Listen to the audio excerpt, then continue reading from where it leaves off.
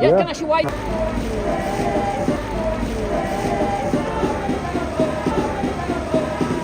That's what the vision is for Britain. It's been going good. We had a few councillors on from Reform. The other ones didn't really want to come on. But it's just marketing as well and advertising it to them and just trying to get their point of view. I'm willing to listen. But again, it's just trying to create unity through different means as well. Having a discussion with people, you can hear their point of view and you can ask them questions because, as you can see, it ends up in just one group shouting another group. I agree, yeah. And you're never going to get unity by just stuff like that. Yeah, like clashing, yeah. I mean, you can have a difference of opinion, this is what I always say, like, you know, but... Things that, like on my spaces, for example, you can see the things that we have in common instead of things that are labelled or preconceived ideas about somebody. And when you actually realise that they've lived a pretty normal life compared to when you live a pretty normal life, you're like, oh yeah. And it's just trying to find those things instead of ideological references constantly. Yeah, of course, yeah. Too much confusion, there's too many different...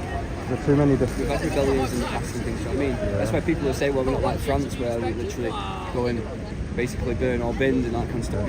It's just the affordability rate. So first of all, if the government needs to get a grip on energy, they need to get cheap energy for us, so then it gives us more, as consumers, more money to spend on goods and services, which will increase the economy and won't be in stagnation. And if they can get a hold of that, then these types of ideas, you won't see more.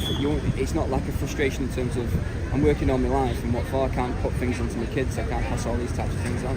And it's the ideology of what we're all there to. You buy a house, you pass it on, and if they're doing stuff like increasing stamp duty, every little thing, whether it's a regulation or a piece of legislation, it might benefit a few, but it hinders a lot. Yeah, good point. Actually, I mean, it's pretty deep what you're saying, but it sounds right. You've got your head screwed on. No, yeah, but I mean, how do you get through to people when you've got so crazy? Straight away, if I went and spoke to them now, they'd be like billionaires and this kind of stuff, and I was like, and I get it, because at the same time, like COVID was a massive transfer of wealth. Do you know what I mean? Yeah. And it shut down a lot of small to medium businesses. Yeah. So if those large businesses can keep running and they sell the same goods as a small to medium business, ultimately those people that have been in habits for a long time shopping at those, they might have paid a little bit more compared to a corporate because they've got buying power ultimately. Yeah. So they can reduce the price a little bit. But if the small to medium businesses are not being able to flourish in this country, then it's like you go to Asda or Morrison's or any supermarket, you think you've got a choice when you've got all that stuff in the supermarket, but it's going to like 3 companies that are like Pepsi, Coca-Cola, all these things, you know what I mean? But ultimately, someone's on minimum wage for working an hour in it, so it's like they don't understand, and it's not nothing on them, but they don't understand the valuation of what's what in terms of society, and it's about making sure. It's like the only way to do it is by boycotting them. The only way to do it, and then again we've got less choice then, but at the same time it's like, do we need 6 in the world?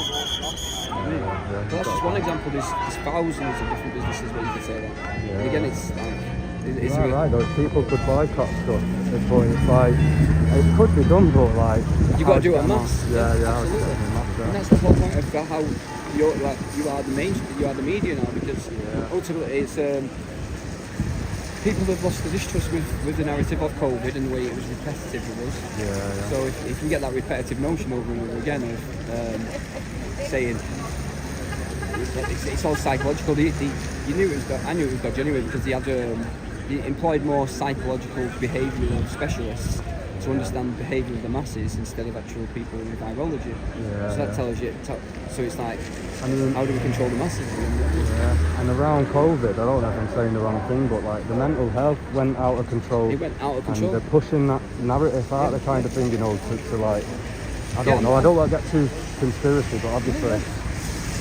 To me, it's control. It's like digital ID. What do you think of that? Like, I went to the first protest at Downing Street. I took 2 days off work, and then I went down to Downing Street. Like I said, I live in Manchester, so I took 2 days off, got the train down, and then I just went out. We were a great crowd, don't get me wrong, because it was a Monday night at 6 o'clock, so people are probably in London. They've been working all day and that, and then got to go straight home to get the tea and stuff.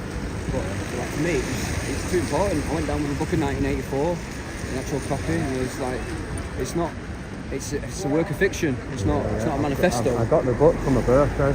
My girlfriend last year. Still not read it, but no, you get onto it, mate. But it, honestly, you'll see it all. The double speak, the news speak, everything. no way. And Good book. what's that? Is it a good book? Oh, it's amazing as well because George Orwell, Eric Blair, he went to Eton College, and his French teacher was Aldous Huxley. So he was getting insights, and it was at the time of the 1960s when they was all delving into psychedelic drugs and stuff like that as well. So they went that side, but there was also learning about obviously because Aldous Huxley did Brave New World. Have you heard of that? No. So you've got either side. So they had they're both dystopian, but they're alternatives in of themselves. So. They both had an influence on each other again. You'll see that with each author as well. Who inspired them? How did they get to that particular viewpoint? But yeah, it's give it a read. And then what I used to do in my books as well is go through it, read it in your own time as like you would Harry Potter. Do you know what I mean? Read it in as an exciting thing to do, and then. Because it's that type of novel, and you're reading through now, and you're obviously witnessing. I'd go through the highlight and just star things that you think's important to you, or you've noticed in things, and just highlight them, and then go back to them. And you might read it a second time. You're like, oh yeah, I didn't see it, because it's like anything. You watch a film sometimes, you might watch it a second, third time, and you pick up stuff that you didn't, or your perceptions changed in the meantime. That book's similar, innit? I don't read many books, but like I guess it's like people say, the book's always better than the film anyway, innit? And there's a lot more in it. Absolutely. So. There's a film as well. There's a film. So 1984 film. So I can't remember who was in it.